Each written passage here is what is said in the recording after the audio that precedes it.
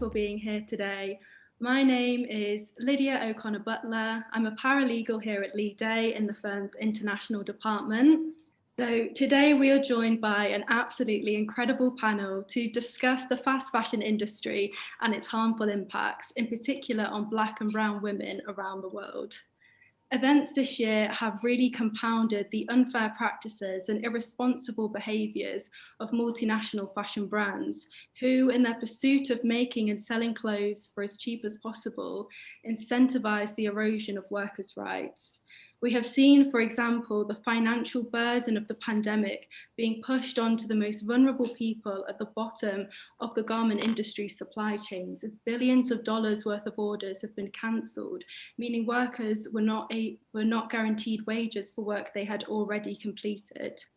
We are very alive to the fact that both domestically and internationally, across countries in Asia and sub-Saharan Africa, the workforce is predominantly made up of people of colour, with women being approximately 80% of the global workforce. Throughout history, Black and brown labour has been exploited and devalued. There are many ways fast fashion companies have benefited and continue to benefit from this systemic racism. At Leigh, we take a stand against injustices and hold powerful corporations and public bodies accountable for their actions.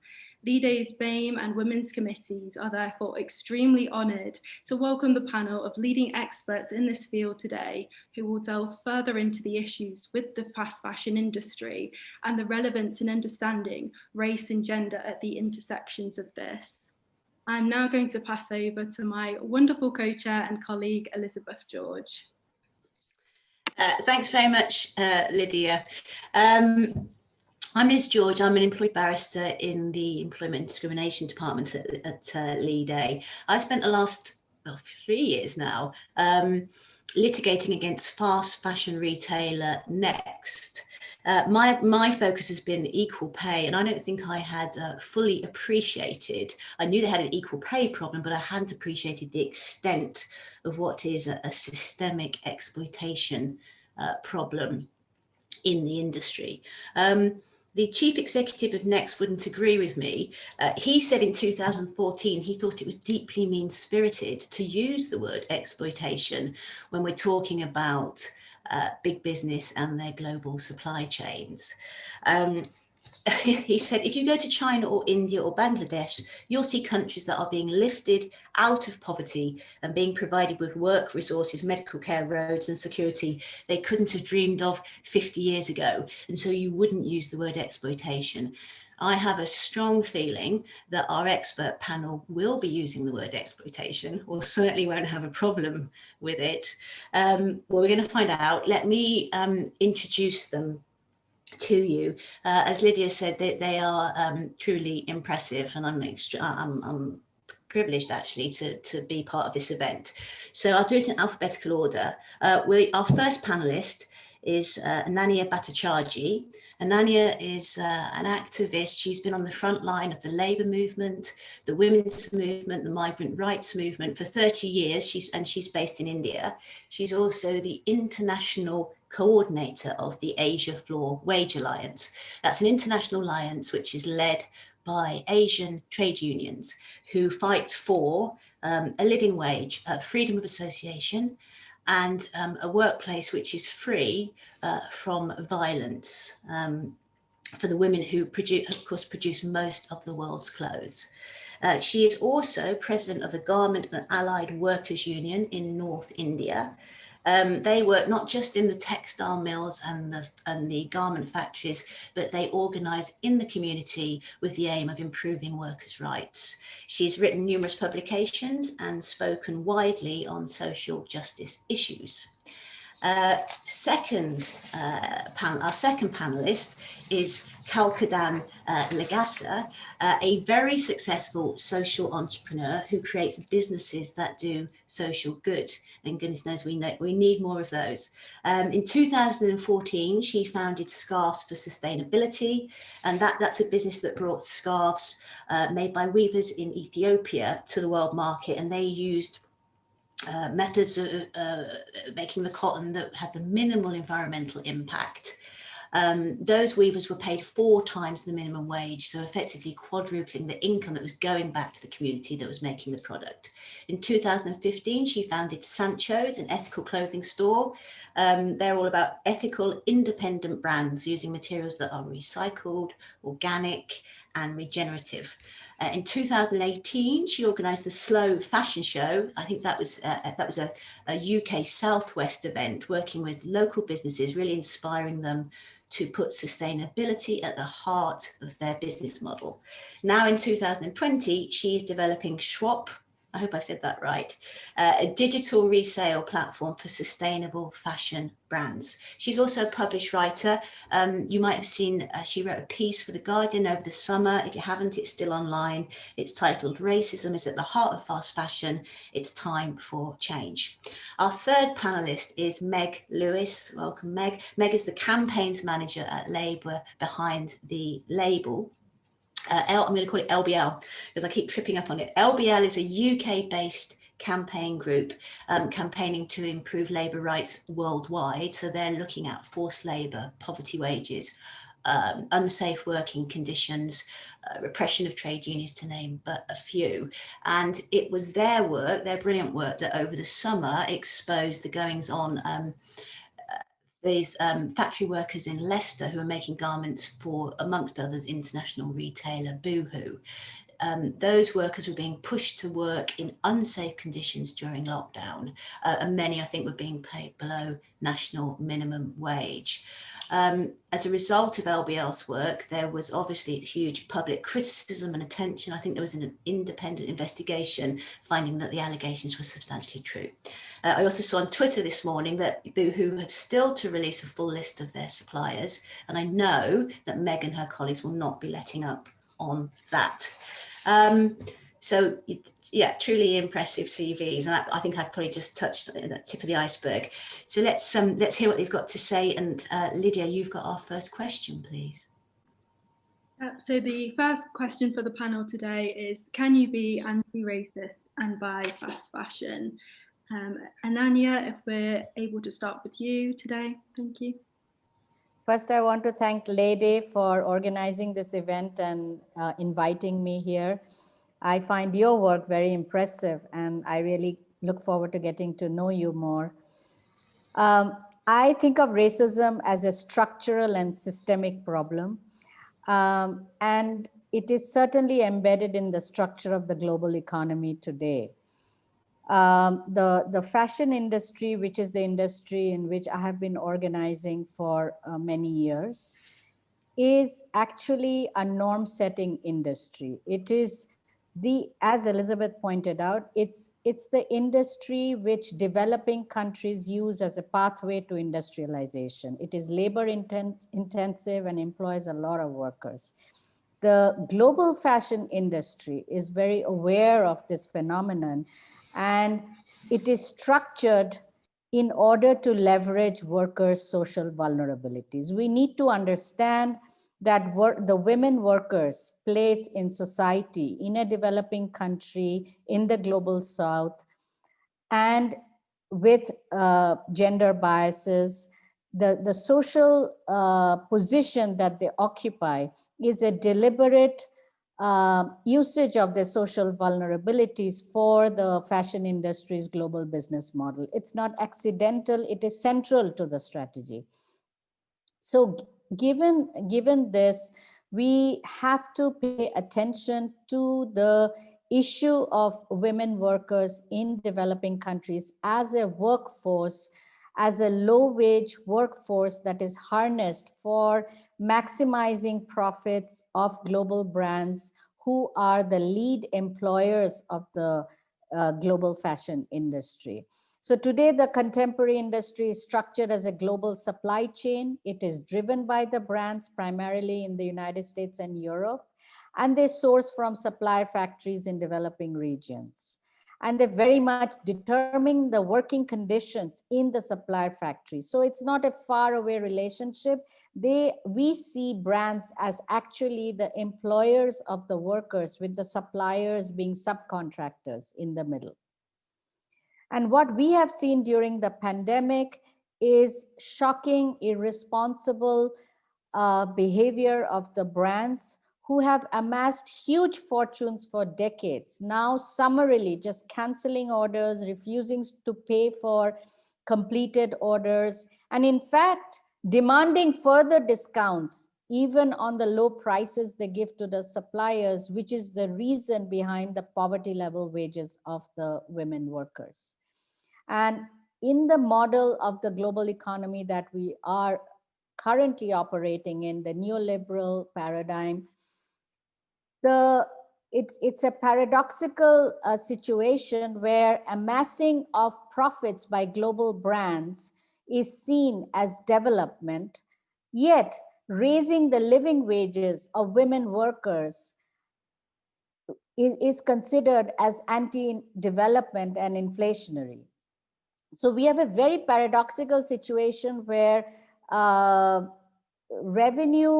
when the revenue is amassed in the minority of the brands is then proclaimed as global development, is proclaimed as development even with regard to the developing countries. And yet the impoverishment of the workers in the developing countries is seen as, oh, we really can't afford to give them living wages. So the COVID crisis has created an opportunity for us to rethink these dominant beliefs and paradigms. I am not somebody who advocates for not buying clothes, because the fashion industry provides jobs, and these are extremely important jobs. So what we need to do is to harness the power of workers, harness the power of consumers to change the global supply chain. We do not want to take away jobs and destroy factories. That is, I'm a trade unionist.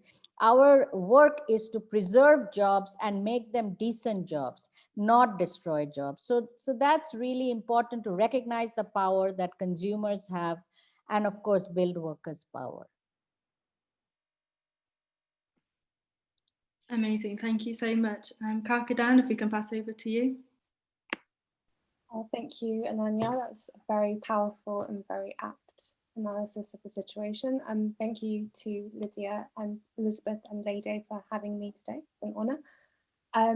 So to build on what Ananya's raised, I think if we're discussing anti-racism, it's important for us to distinguish what the difference between anti-racism and understanding racism is. So anti-racism is a frame coined by Angela Davies, in which she says, in a racist society, that it's not enough to be non-racist, we must be actively anti-racist in order to bring about change. So anti-racism can be seen as the difference between observing a problem, acknowledging a problem, and then putting in together the inputs, the resources, the strategy to make a change. So that being said, I think Ananya has done a great job of illustrating how fashion is racist, but I'll go in to explain it the way I see it. So the fashion industry is an example of the success that can be given to organizations that can hyper-exploit countries around the world. This is an example of modern day neoliberal colonialism. And the key ways in which it is a racist industry is that it is rooted in the exploitation and the extraction of value from the global south. Without that extraction of value, it couldn't exist. It is highly unrepresentative of leadership, of decision-making from those individuals who it's so reliant upon at every level. So at the level of decision-making on brands, at the level of marketing, at the level of communications, at the level of strategy writing. And the ownership structures are also very exploitative. And so the way the industry is set up is to rid brands, largely operating in Europe and in the US, from accountability to the people it's most reliant on, its garment workers, for production. And these companies themselves are structured in a way that, few shareholders are garnering the largest, profit stake of its productivity. And in this way, it's a hyper-exploitative industry. And so for the average consumer who's trying to understand, well, how do they navigate it? I think if an individual identifies as someone who's anti-racist, then they need to understand, well, what do their choices contribute to? What do their purchases contribute to? So, we're not all in the same position, even in the West, to, change our purchasing choices and find things that are purely, worker driven, fair trade, ethical. That might be out of our individual everyday choices. However, if we don't have a framework by which we assess which industries we're contributing to, which employers we're keeping and sustaining, which boards we're sustaining, where the profit that is generated from our money, our incomes, our time, our wealth is going, then potentially we are part of the problem sustaining a very racist industry. And I would invite audience members today to think about, how impactful their purchasing decisions are and whether or not they have more virtuous options available to them. And I think it's important as modern day kind of global citizens, particularly this year where we've seen how interrelated our choices are, to understand, we have options and to move on them when presented the opportunity. Thank you. And Meg, if we can get your response as well. There. Can you hear me? Yeah, brilliant. Thank you for inviting me to be part of the panel. And hopefully I'll just sort of add a little bit about sort of where Labour Behind the Label was coming from around this, sort of adding to Kalkidan and Ananya's answers, which have covered a lot of what I'm going to say, really. But I think it's a really there's quite a lot of complex layers to this question, and it's a really important question to ask. But yeah, firstly, systemic racism is really baked into the global garment industry. So if you follow the money, if you follow the power, the privilege and the decision making in supply chains, then you can very quickly see that the whole system creates profit and wealth, which is very concentrated at the top of supply chains, which is occupied by Western brands, often white CEOs and shareholders. And this profit and wealth is really built off the exploitative, or the exploitation and the cheap labour of workers, the majority of whom are women of colour. So the whole system is incredibly has structures of racism all the way through it. I think it's really important when thinking about ethics and consumerism, as Kalkidan said as well, to acknowledge that for a lot of people buying fast fashion or cheaper fashion might be more of a necessity than a choice. So people on low wages or people with large families might not have the same availability of choice as others. And when you look at sort of government research in this country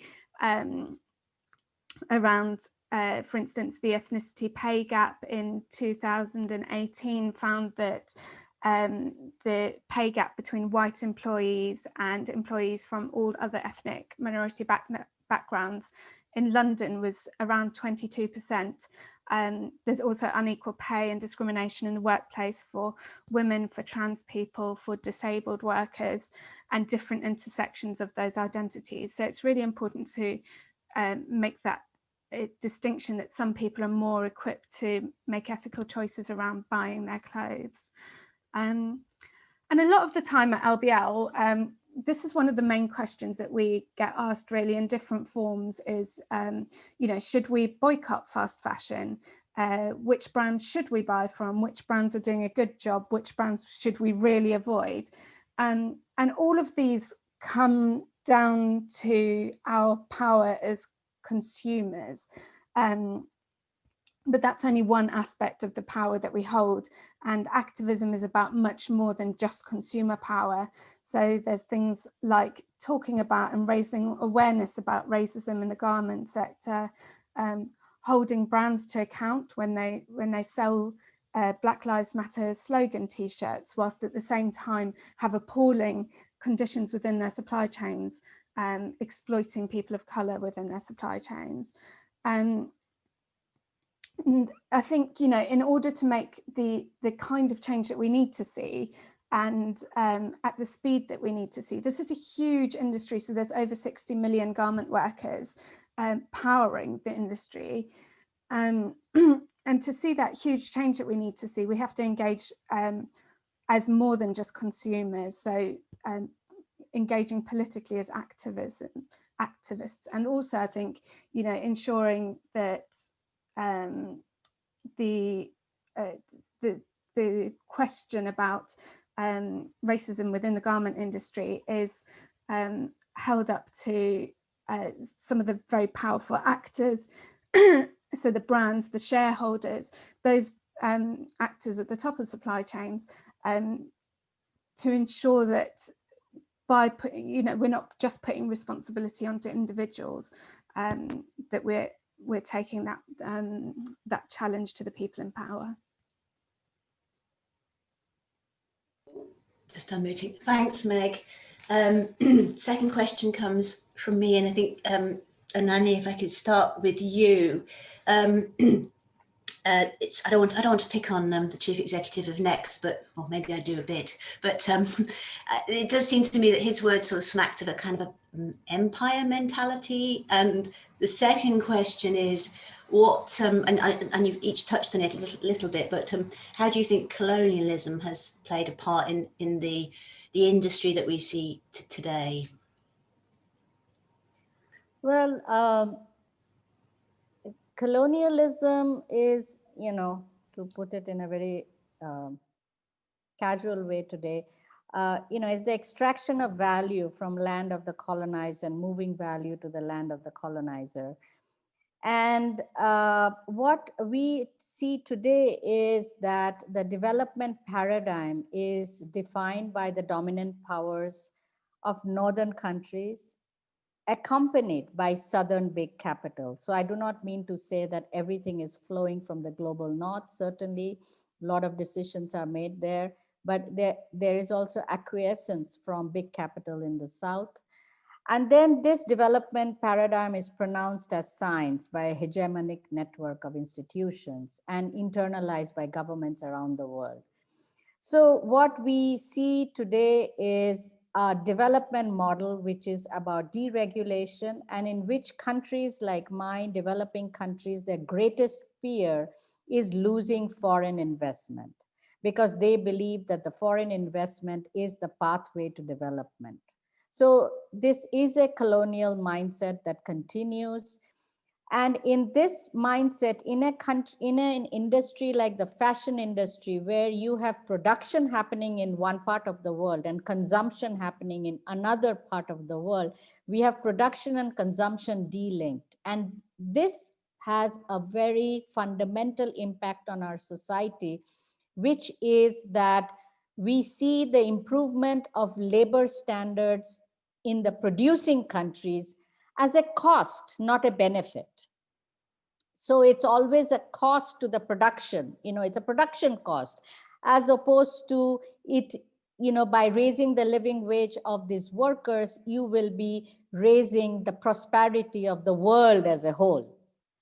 So we have a global economy, yet ruled by unequal nation states, still trapped in their nation state framework. So we have a contradiction of a global supply chain that is integrated, and yet nation states which clearly compete with each other in terms of the shift of values.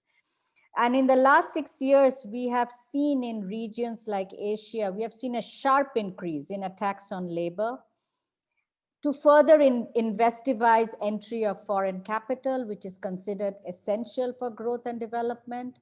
And we have seen the erosion of minimum wages. Minimum wages are going down. They're stagnating or actually going down. Increased retaliation against workers, weakening of trade unions, unraveling of social security. So these are all setting up the developing countries having a development paradigm where foreign capital is considered essential for the development of the country.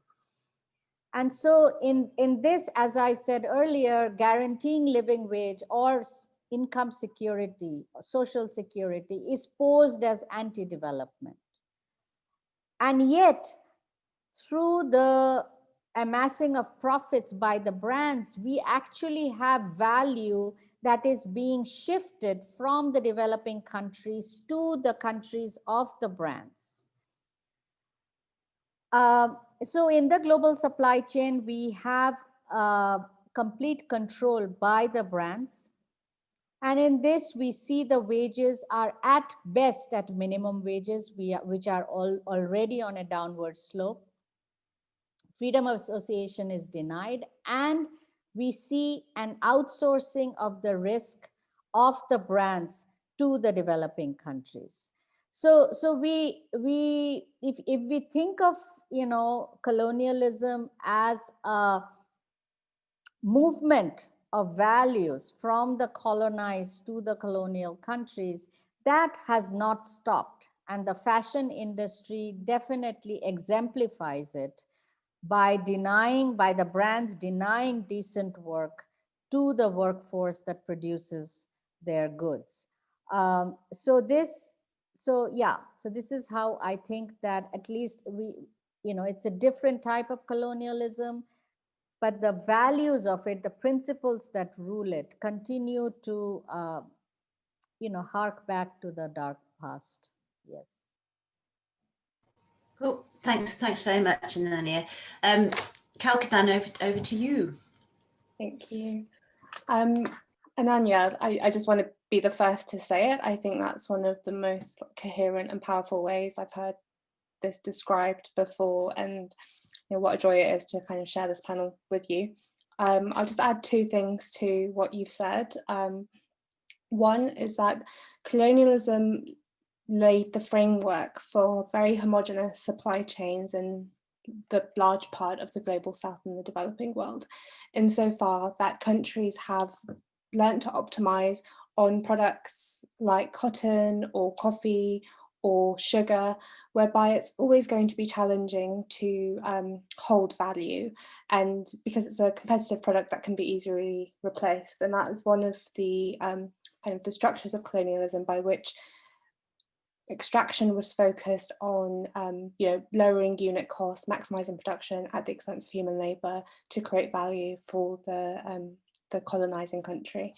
And part of the reason in my mind that countries find it challenging to navigate away from these industries and are so reliant on foreign capital for investment is because the natural diversity of economies that makes them resilient had been eroded away through the colonialist methodology. In addition to that, I'd like to add to a point, Elizabeth, I think you were raising earlier, and I think the effect that colonialism has had on shoppers here in the West is this, this massive misunderstanding of what the world is actually about and what it is, and this white saviorist mentality that, white consumers in the UK, I'll speak to that as I know that best, understand the global south and the rest of the world as, lesser than, it doesn't matter to people. Let's consider the response to Leicester factory workers when it became clear that they were being paid below minimum wage. How clear it was for people that that was unfair and unjust. We have a minimum wage here. That minimum wage is relative to the cost of living. It's completely unfair that they would be paid less than that. And yet here we are buying products from, retailers that we know are absolutely reliant on the exploitation of garment workers around the world, who just happen to be brown, just happen to be black, and therefore, we don't relate to them quite as closely, and therefore we find their exploitation palatable. And colonialism and the social design that enabled it, so the impact it's had on our collective understanding of what it means to almost even be human and to have fairness or to experience a just life, has created the structure by which I'm not sure that every British citizen understand that the things that we want are relative not to our British citizenship, but actually to our humanity. And I think colonialism has played a large role in that, to the extent that you can have, senior leadership at Next comfortable in describing exploitation as developmental support. And of course, what's likely is that his peers and others in his industry support his views, and so he's not experiencing challenge of his views directly, because it's been normalized, you know, it's so normalized. And I think that when we're talking about anti-racism, I think that's where the responsibility does fall on the consumer, is to understand that it's completely absurd to find the suffering of garment workers anywhere around the world palatable. It's crazy, it's unfair, it's unjust, it's immoral. And yes, you know, people with lower incomes might be given less choice, but you know, there is an option to buy less, and to, as Meg has raised, to, you know, lobby and be active too. So I would invite this to be one of the core reasons why people consider, you know, giving up fast fashion. Thank you. Thanks very much. You know, I get the sense, it's from just listening from both Anannya and Kalkidan, that things are getting worse. Can I just ask Kalkidan, do you feel that things are getting worse, or Anannya, are we going backwards? Just to quickly hop in, no, I don't think we're going backwards. I think there is an increasing awareness, and that has potential. I think the risk is, you know, greenwashing, whitewashing, blackwashing, grey-washing, where it makes it harder to discern what's good behaviour and what's bad behaviour. No, but I've got a one window view into the world, so can't guarantee that that's true. Okay. Nanya, what's your take on that? Do you fear that we are going backwards? I know you said about the effect of the global pandemic is being exploited. No, I don't think we are going backward at all. However, I think that we will go forward only if we keep showing what the problem is. Because even when Asia Floor, which began in 2007, at that time, brands used to tell us, we pay the living wage, because there was nobody to disprove that they were not. They would pay the minimum wage, which is poverty wage, and say we are paying living wage. Then we actually calculated living wage and put it out there as a number. And then it took us at least, I would say, 6 years to convince them, not 6, maybe 4 or 5 years, to convince them that our numbers were right and that they were wrong. They are not paying living wage. So now no brand will tell you we are paying living wage. Now they admit they don't. The second problem was taking responsibility for not paying the living wage. They would not take responsibility at that time. Now you will find that for most brands, living wage is something they cannot run away from. They cannot say we are not responsible. They will not take responsibility, but they cannot say we are not responsible.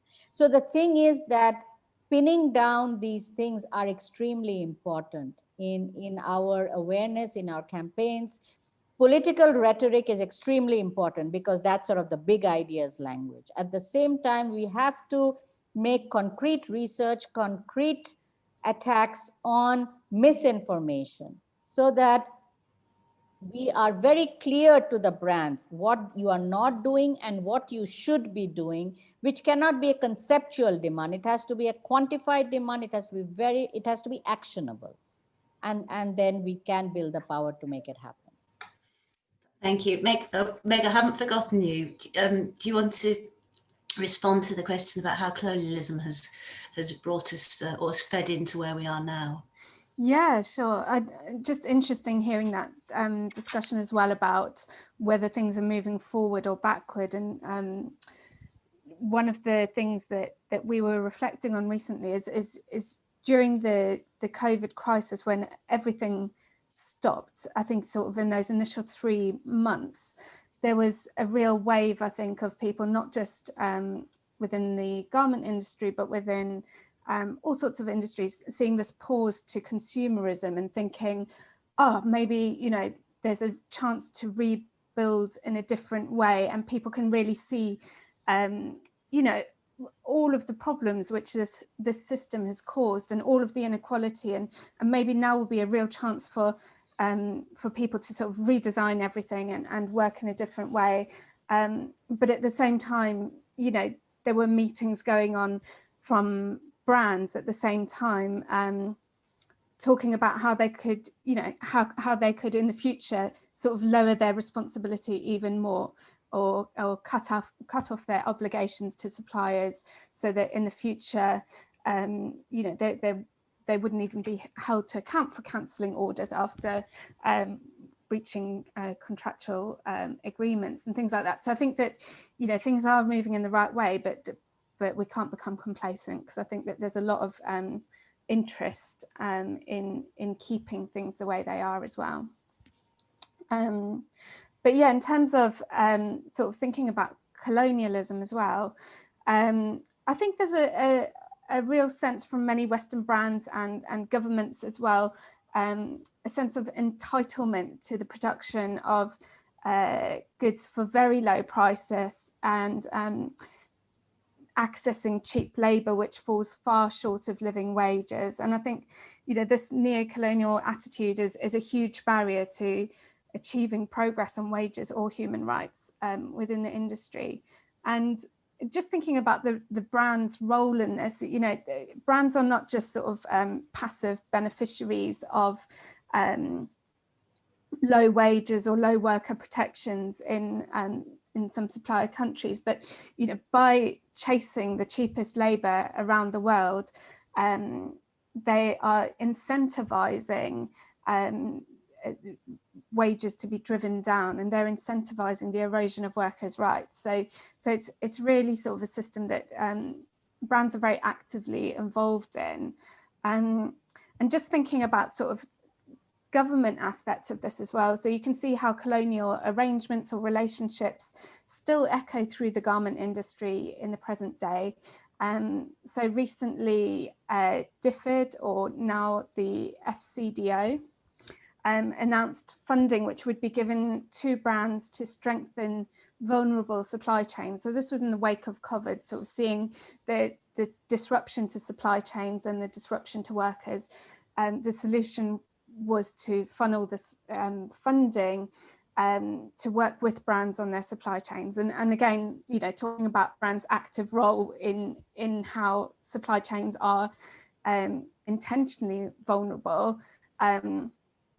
This didn't seem like the best idea, but rather than prioritising workers' security or labour's rights or anything like that, the fund was to ensure that people in Britain can continue to buy affordable, high-quality goods from around the world. So it's that affordable, isn't it, that was in there, and we know that getting goods at unrealistic prices, that has a huge impact on the workers that make them. And I think that this is, really sort of a very recent example of how the colonial sort of legacy, or the continuation of colonial sort of relationships continues to this day. It's that sense of entitlement and putting the profit above workers' rights in production countries. Thanks very much. Thanks. Lydia, back to you. Thank you. I think it's been really interesting and important that so many of your responses have really centred the blame with the brands for the harms in this industry, because I think for many of us, we see that this is a really harmful industry, and we want to make changes ourselves. So in that narrative, we become the consumers in this, and sort of pushing the blame solely onto the consumers. I wonder how much meaningful change can actually be achieved. So that's really what the last question we have for you today is.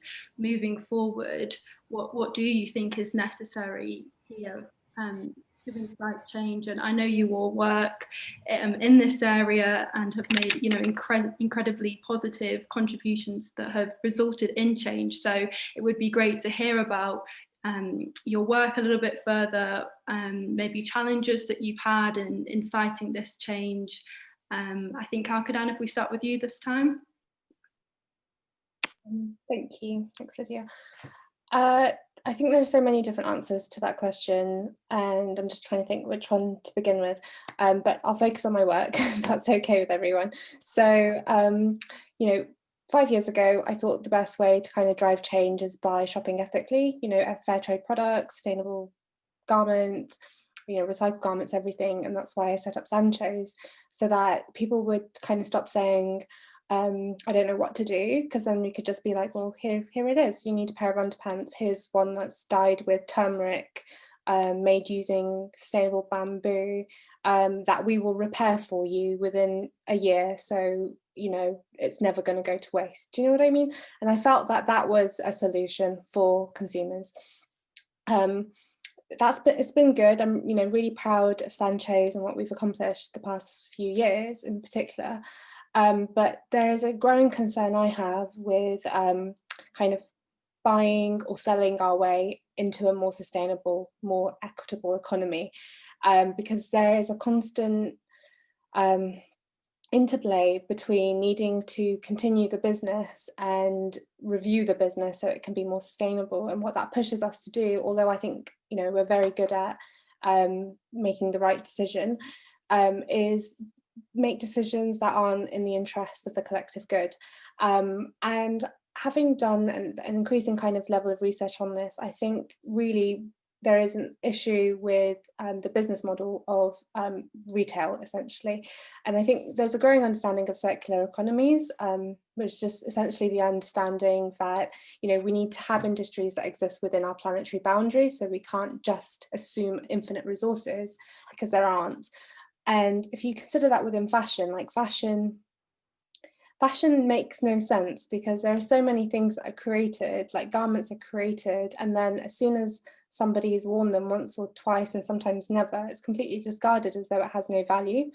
And brands have optimized their ability to produce new products, and that is their main incentive, because that's their only revenue stream. If they don't produce new, they're going to go out of business. And so they become really efficient and really effective at producing new, and that is at the cost of, you know, anybody, but particularly because we live in a racist society, particularly Black and brown women who produce the clothes.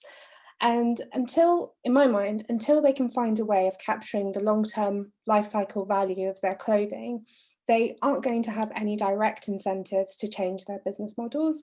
And so although consumer campaigning in my mind plays the role of you know, pitting one business against another. So as the sustainable fashion market grows, more businesses are going to behave more like sustainable fashion companies, right? And that's what consumer campaigning does at the brand level. But until their revenue streams are more resilient, until they're not reliant on new product sales to cover costs and make profits, I think their behavior will kind of be as it is. So that's what I'm trying to do with Schwab. Essentially, we're building a digital infrastructure to track garments, to track the provenance of garments from retailers through to users across the supply chain, so that there is no longer any uncertainty about, you know, which brands produce good quality garments, which brands have longer life cycle value, which brands are producing obsolescence into their design. Because if the information could be reported, tracked, reviewed, analysed, then it'll be much easier to hold companies to account. And on the kind of the flip side of that, if they can understand better the long-term value of their clothing, perhaps they are incentivized not to produce new clothing, but to produce clothing that has long-term value. So that's what I'm doing, and I think that will play, you know, a role in the solution. And I think companies, the reason I think it's relevant here is I think companies who are not thinking about unit sales, but lifetime value, will treat garment workers better and will stop becoming experts in extraction and exploitation, but then they become experts in rejuvenation, in recycling, in investment, in longevity. That's what I hope. So thank you. Thank you. I cannot wait to have that app on my phone. When can we expect for it to be released? So full disclosure, it's, I'm on a big learning curve, a big technological learning curve. So we will have a proof of concept by February, April. Please do sign up to it and please tell us if it's working. That would be excellent. And then if that goes well and I get enough investment, then hopefully by the end of next year. Thank you. Amazing. Meg, maybe if we can go to you next.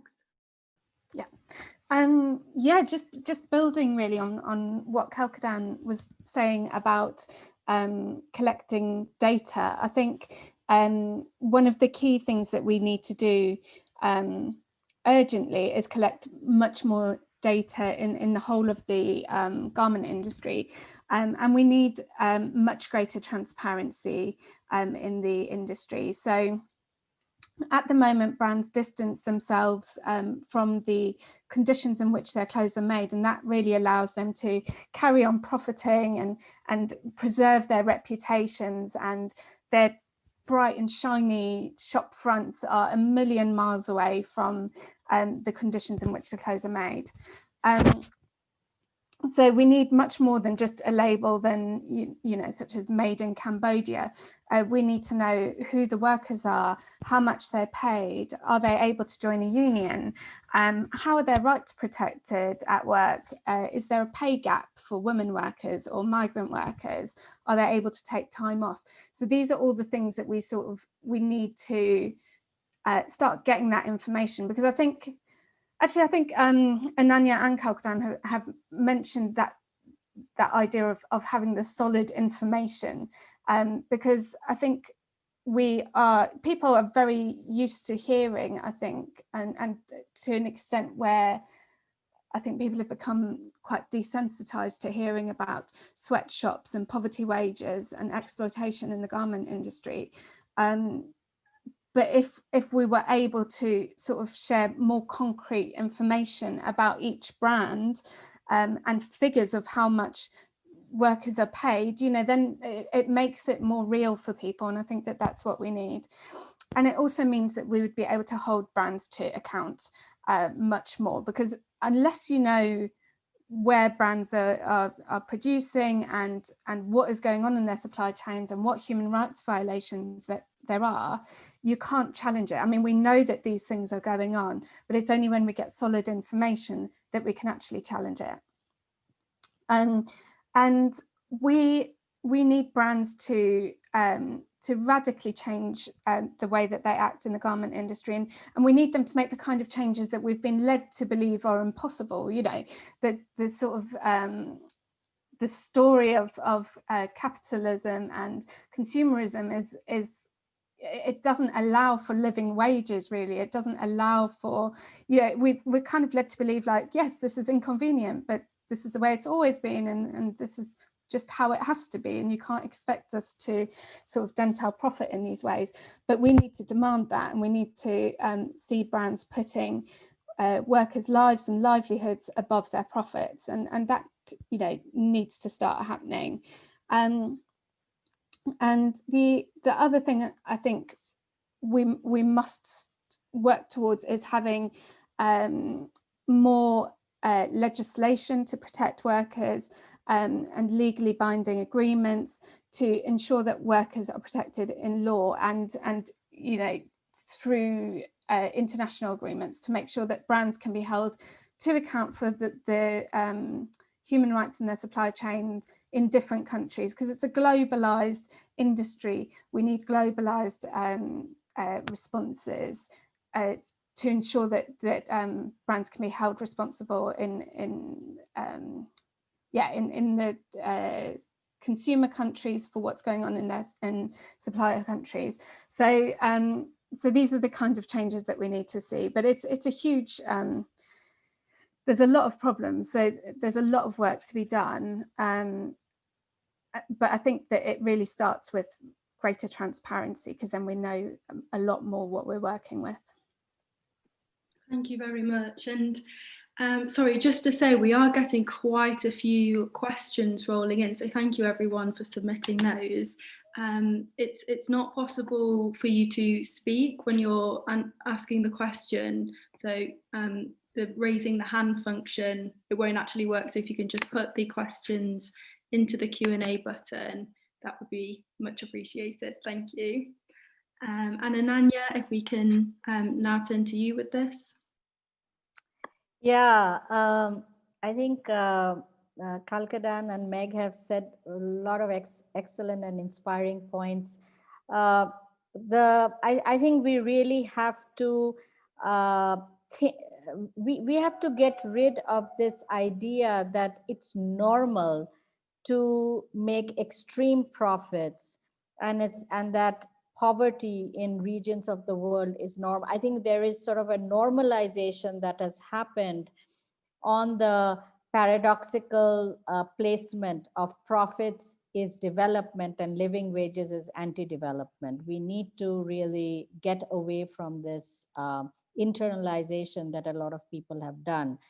The brands' purchasing practices need to transform. The global supply chain has to be transformed so that when they redesign their business models from production to retail, it must enable living wage, freedom of association, and all the things that we have talked about, including sustainable production that does not put the planet in danger. So this alternative paradigm, this future paradigm needs to be centered on distributive aspects of our society, not the acquisitive, because right now we are in a time where acquisition is what is treasured and distribution is considered not the way to go if we want development. And this is what we need to change. And as Meg has said, we need to make business responsible through enforceable and binding agreements, because we have seen decades of corporate social responsibility and voluntary codes of conduct. No voluntary action by brands work. In fact, it just creates more waste because there's a $40 billion audit industry, which does nothing but whitewashes what the brands do. So what we need is an engagement of worker organizations, trade unions with brands for global agreements on living wage, on freedom of association, which are enforceable and binding. We need an ILO convention on global regulation of global supply chain. The ILO had the first historic tripartite meeting in 2016. Employers are blocking an ILO convention on global regulation of global supply chains. The brands are going scot-free because they're outside the jurisdiction of national laws. So it is imperative that we globally regulate what is a global industry.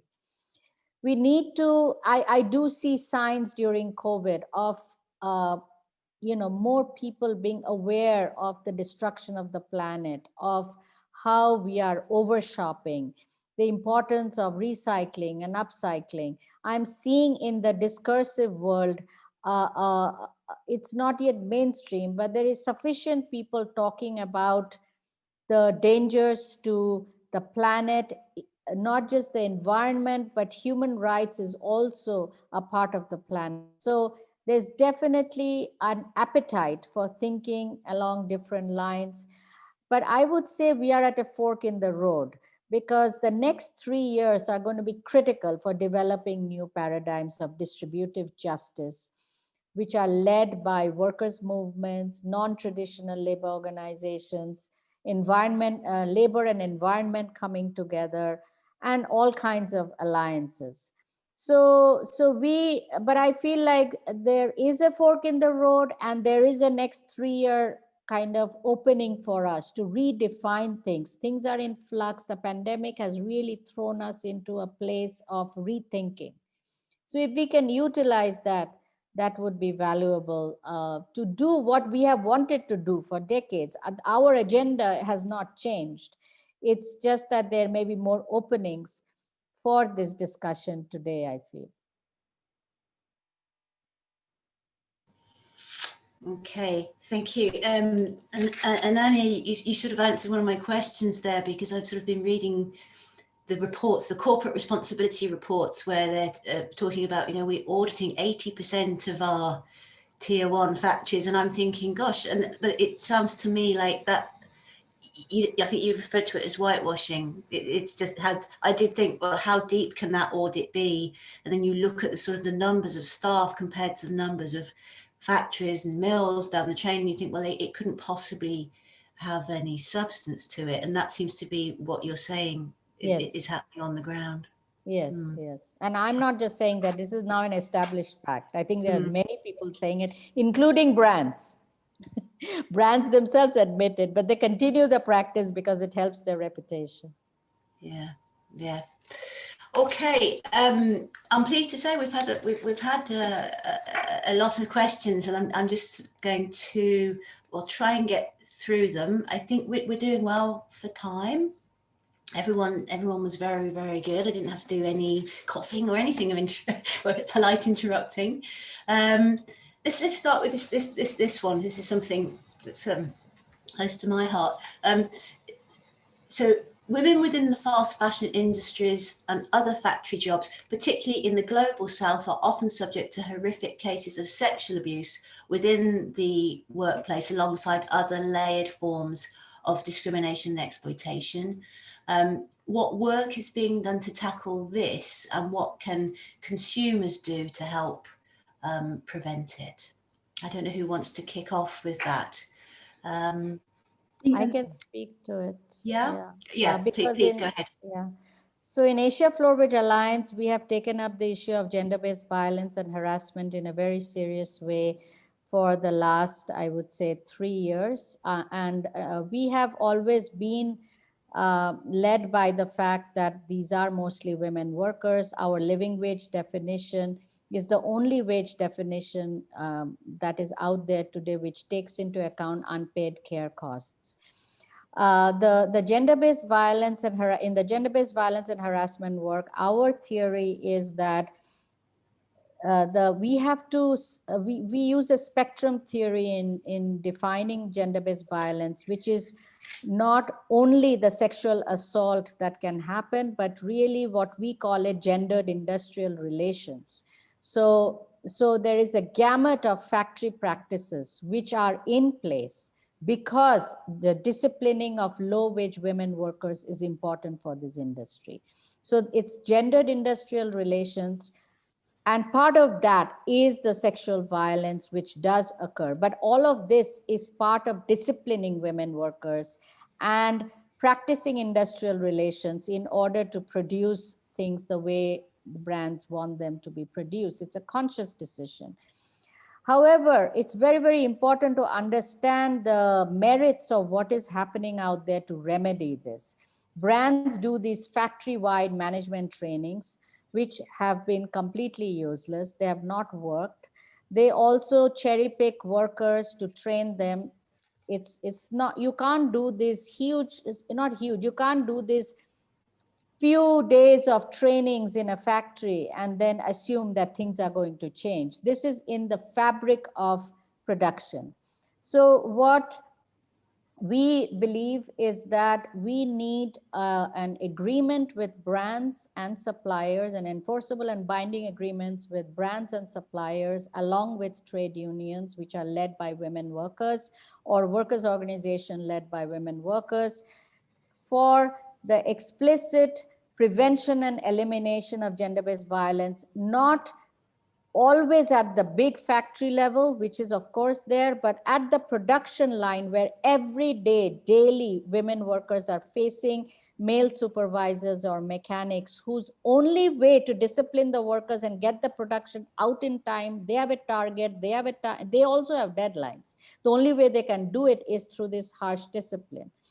So we have developed an approach called the Safe Circle approach, which is a brand bargaining approach and an unionization approach, which would keep women workers at the leadership level. So our point is that it's all very well for the brands to advertise their grand trainings in factories, but however, what we have found is that that is not changing gender-based violence in the factories. What will change is working from the production line up to the factories with women workers who have enough power to have an agreement and a negotiating approach with suppliers and brands.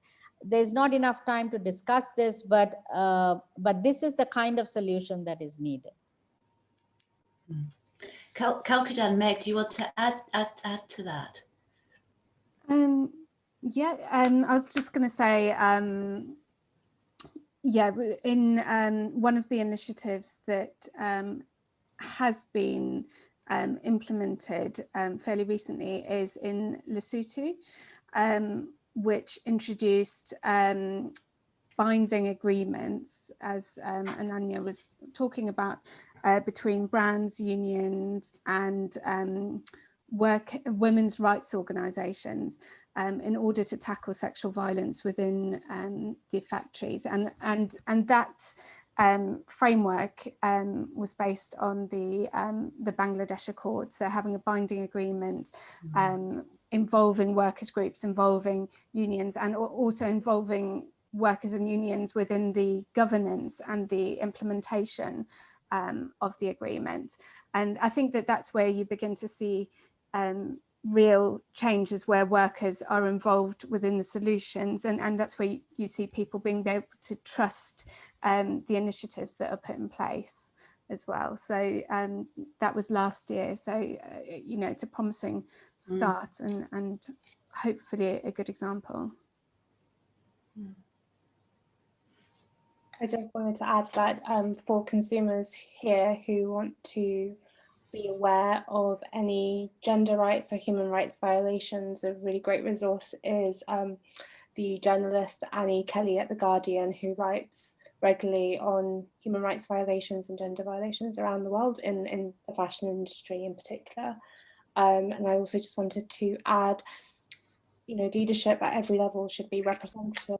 So you can also look to the leadership of brands and, you know, their board structures to understand where their priorities may lie as well, and be observant of the absence of women, and particularly women of colour, leading some of the largest fashion brands too. Okay, thanks very much. Okay, let me just scroll down. Oh, this is quite broad, but this interests me. So I just wondered, I'm sure you'll each have a different experience, but what's been the sort of what's the political, maybe, and media reception to your respective work, and whether that's changing? Shall we kick off? Meg, do you want to start this one?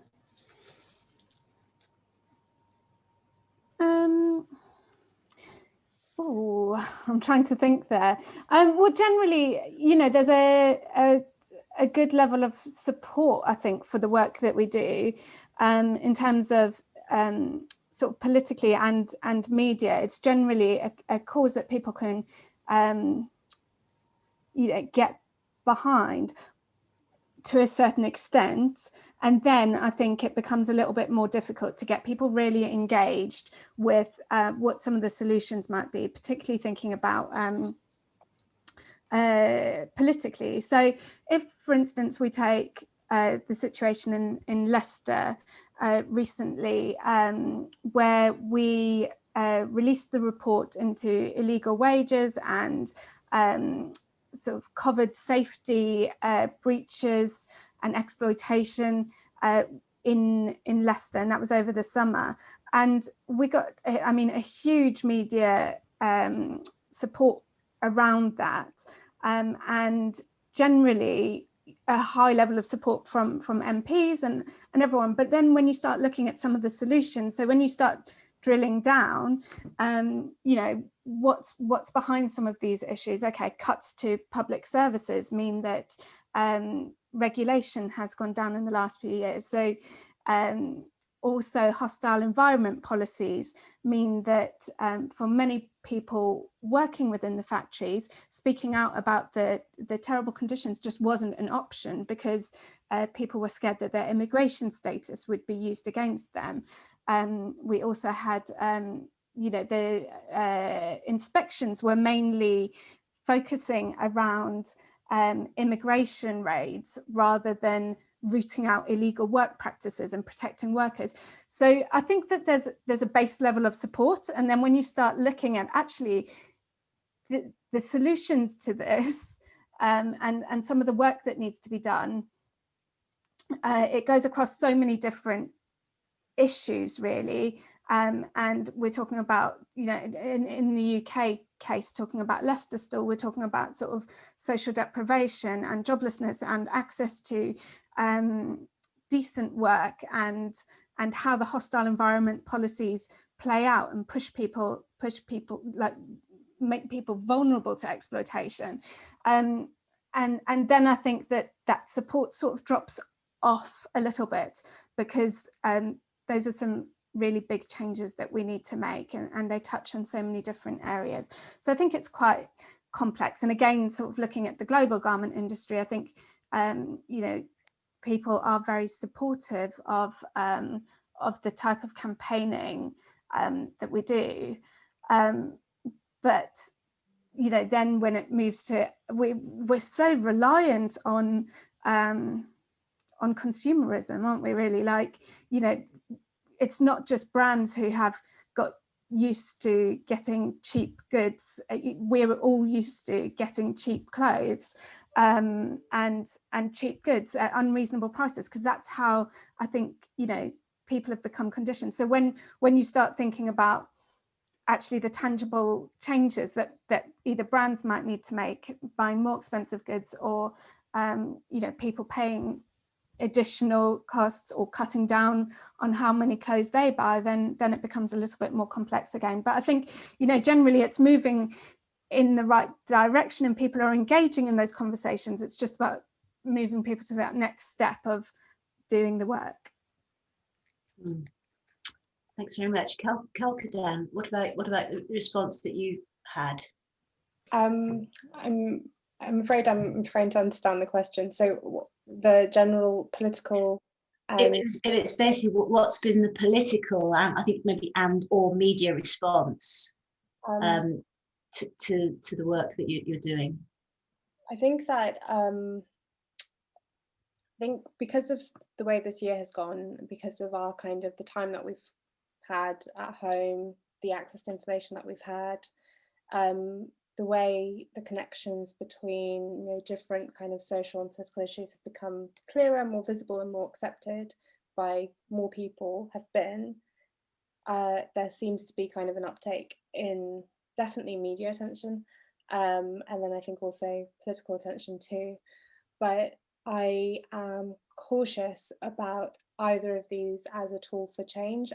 For example, I think there's many conflicted strategies by our government around consumption and retail now with coronavirus, and I think we can all observe that business is prioritized in a high level way, which might not be the best thing. And in terms of media, I think that from where I'm sitting as a Black woman, it's hard to trust media that pays attention after so much loss this year, when I've been doing this work for many years previously, right? So I'm cautious of it. I think change comes from incentive, and I think we need to all creatively look at what kind of incentives we're giving people, what we're rewarding, what we're punishing.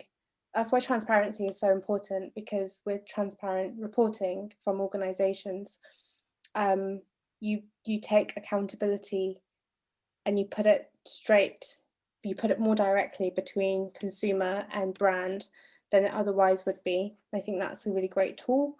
There are others.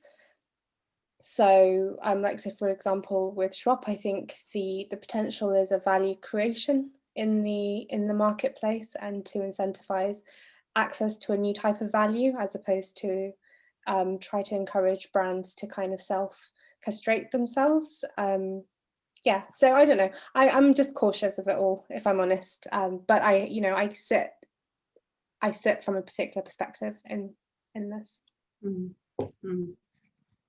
Anannya, I know you mentioned about there being this sort of belief that overseas financial investment was necessary for development, but I didn't know if that was coming from politicians or the media, or I expect you're going to tell us that you get a mixed reception, but do you want to just give your thoughts on that last question? Yeah, I mean, I think that the question about foreign investment being key for development, and that is the only route to development, is a widespread held ideal and belief at this point among the governments as well as the media, at least from the part of the world that I'm coming from. I see very few alternative views, and also the corporatization of media and the homogenization of media, the lack of labor reporters. I mean, there has been an attack on media for decades around the world. So, and my part of the world is no different. So, however, which is not to say that one cannot get media attention at all. Of course, we can. However, I would say that that is not a reliable route of change. It's extremely important. We should always be very alert and working with the media. However, change will really come from show of power, building of power, to speak about what is the right thing to do. And so that's really ultimately where change will come from. Okay, I can see behind your right shoulder, Kalkidan, that I have to bring us to a close. And I'm sorry for people whose questions we haven't been able to get through, but I didn't really want to cut speakers off because they're just so interesting. I could sit and listen to all of you for much longer. I have to just say thank you so much for agreeing to give up time today and start us thinking about this subject, which seems to me huge. But just thank you. It's been so enlightening. If you've registered, by the way, everybody, including me and our panelists, we will be sending out a resource pack, and it will give more information about useful links, ethical traders, platforms, initiatives. So that should come out hopefully in the next day or so. Lydia, thank you so much to the BAME committee and the Women's Committee for putting this event together, and for letting me come along for the ride. It's just yeah, brilliant. Thank you very much. Unless there's anything else that I've forgotten, Lydia, I think that's it. So yeah. Thank you all very much, and thank you. Bye. Thank you. Thank you so much.